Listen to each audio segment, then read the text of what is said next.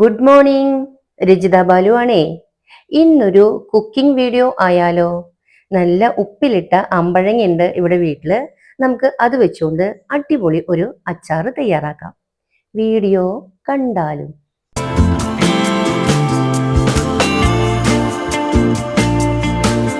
അപ്പോഴേ അമ്പഴങ്ങ ഉപ്പിലിട്ടത് ആ വെള്ളത്തിൽ നിന്നും എടുത്ത് വെള്ളമൊക്കെ കളഞ്ഞ് തുടച്ചെടുത്തിട്ടുണ്ട്.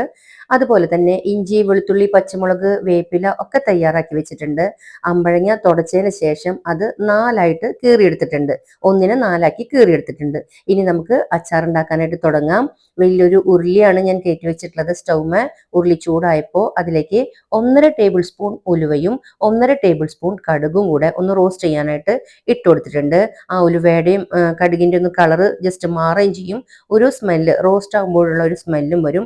ആ സമയത്ത് ഫ്ലെയിം നന്നായിട്ട് കുറച്ചിടുക. അതിനുശേഷം അതാ നമുക്ക് ഇതുപോലെ കോരിയെടുക്കുക. ഒരു പേപ്പർ വെച്ചിട്ടാണ് ഞാൻ കടുകും ഉലുവയും ഇതുപോലെ കോരിയെടുത്തത്. കടുകും ഉലുവയും നമുക്ക് ഉരുളിയിൽ നിന്നും മാറ്റിയതിന് ശേഷം ആ ഉരുളിയിലേക്ക് നമുക്ക് അച്ചാർ തയ്യാറാക്കാനായിട്ടുള്ള എണ്ണ ഒഴിച്ചു കൊടുക്കുക.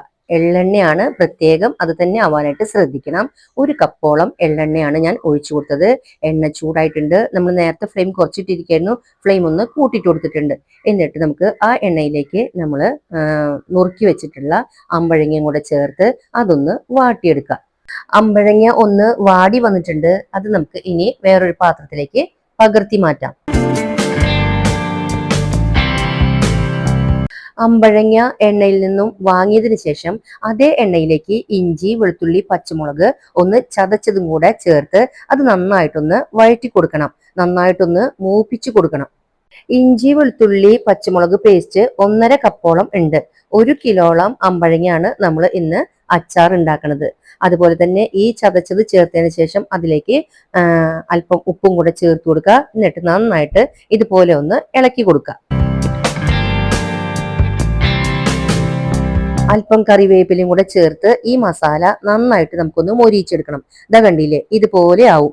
ഈ സമയത്ത് നമുക്ക് ഫ്ലെയിം നന്നായി കുറച്ചു കൊടുക്കുക. ഈ സമയത്ത് ഫ്ലെയിം കുറയ്ക്കുന്നതിന് പകരം സ്റ്റൗ ഓഫ് ചെയ്താലും വിരോധമില്ല. കാരണം നമ്മൾ പൊടികൾ ചേർക്കുന്ന സമയമാണ്. അപ്പൊ ഇതിലേക്ക് 1.5 ടേബിൾ സ്പൂൺ സാദാ മുളക് പൊടിയും, അതായത് നല്ല എരിവുള്ള മുളക് പൊടിയും 1.5 ടേബിൾ സ്പൂൺ കാശ്മീരി ചില്ലി പൗഡറും ആണ് ഞാൻ ചേർത്തിട്ടുള്ളത്.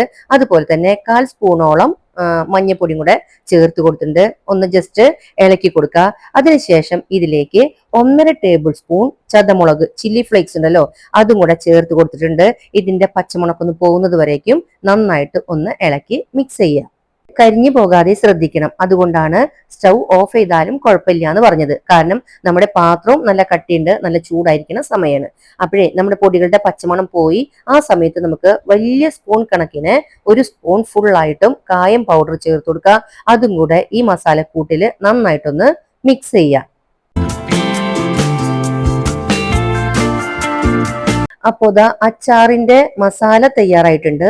ഇനി നമുക്ക് അതിലേക്ക് നമ്മൾ നേരത്തെ വാട്ടിയെടുത്ത അമ്പഴങ്ങയുടെ കഷ്ണങ്ങൾ ചേർത്ത് നന്നായിട്ട് ഇളക്കി മിക്സ് ചെയ്യാം. എല്ലാ കഷ്ണങ്ങളുമലും മസാല തട്ടാവുന്ന രീതിയിൽ. ഈ സമയത്തും നമുക്ക് ഉപ്പ് ചേർക്കാം. ഉപ്പ് വേണമെങ്കിൽ ഉപ്പ് ചേർക്കാം. നന്നായിട്ട് മിക്സ് ആയതിനു ശേഷം അതിലേക്ക് ഒരു 1/4 കപ്പോളം വിനാഗിരിയും കൂടെ ചേർക്കുക. എന്നിട്ട് വീണ്ടും ദാ ഇതുപോലെ ഒന്ന് ഇളക്കി മിക്സ് ചെയ്യുക. ഉപ്പൊക്കെ ഒന്ന് ചെക്ക് ചെയ്യുക.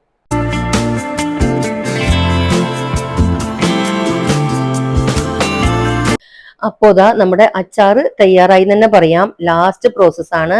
ഫ്ലെയിം ഏറ്റവും ലോ ആയിട്ട് ഇട്ടിട്ടുണ്ട്.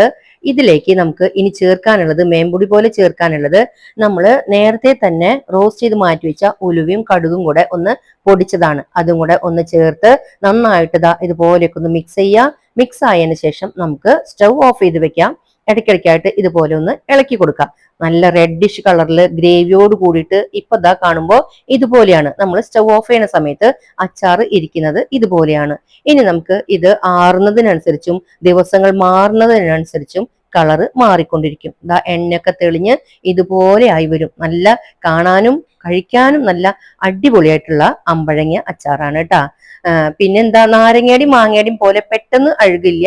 മസാല പിടിക്കാൻ അല്പം ദിവസങ്ങൾ നമ്മൾ അനുവദിച്ചേ മതിയാകുള്ളൂ. അപ്പോഴേ അതുപോലെ തന്നെ വെള്ളത്തിന്റെ അംശം വളരെ ശ്രദ്ധിക്കണം. പാത്രത്തിലോ തവിയിലോ ഒന്നുമില്ലാതെ നോക്കണം. അപ്പോ ഈ ഒരു ഭരണിയിൽ പകുതിയോളം നിറച്ചതിന് ശേഷം കുറച്ച് നല്ലെണ്ണ തിളപ്പിച്ച് ആറി എടുത്തിട്ടുണ്ടായിരുന്നു. അതും കൂടെ ഒന്ന് ഇടയ്ക്കായിട്ട് ഒഴിച്ചു കൊടുത്തു. അതുപോലെ എല്ലാ അച്ചാറും ഭരണിയിലേക്ക് ആക്കിയതിന് ശേഷം ഏറ്റവും മുകളിലും അതുപോലെ എണ്ണ ഇങ്ങനെ ഒന്ന് ഒഴിച്ചു കൊടുത്തിട്ടുണ്ടായിരുന്നു. എന്നിട്ട് നമുക്ക് ഇതുപോലെ ഒന്ന് ഒതുക്കി കൊടുത്തതിന് ശേഷം ഭരണി ഒരു വെള്ള തുണി കൊണ്ട് കവർ ചെയ്ത് അതിന്റെ മൂടിയും കൂടെ ഇട്ട് കൊടുത്തു. ഇനി നമുക്ക് ഇത് ഒരു 2 ആഴ്ചയോളം എങ്കിലും ഇതുപോലെ ഇരിക്കട്ടെ. എണ്ണ ഊറും, ഇത് നന്നായിട്ട് ഇതിന് അടിയിലേക്ക് ഇറങ്ങി ചെല്ലും. എന്താ പറയാ, അമങ്ങും എന്ന് പറയില്ലേ നമ്മള്, നമ്മുടെ ഭാഷ. അതൊന്നും ഇങ്ങനെ മസാലയൊക്കെ കൊണ്ട് വലിയും, എണ്ണയിലേക്ക് ഒന്ന് ചുരുങ്ങും. അപ്പൊ നമുക്ക് വെയിറ്റ് ചെയ്യുക. അടിപൊളി അടാറ് ടേസ്റ്റിലുള്ള അച്ചാറിന്റെ റെസിപ്പിയാണിത്. ഓർക്കിഡ്സും ഗാർഡൻ വിസിറ്റും ഒക്കെയാണ് ഞാൻ അധികവും കാണിക്കുന്നത്. ആ കൂട്ടത്തിൽ എൻ്റെ കുക്കിംഗ് വീഡിയോസും നിങ്ങളൊന്ന് ഹൈപ്പിലേക്ക് എത്തിക്കാൻ മറക്കരുതേ. ഇതുപോലെയുള്ള നല്ല നല്ല വീഡിയോസുമായിട്ട് ഇനിയും കാണാം എന്ന വിശ്വാസത്തോടെ till then take care, bye bye.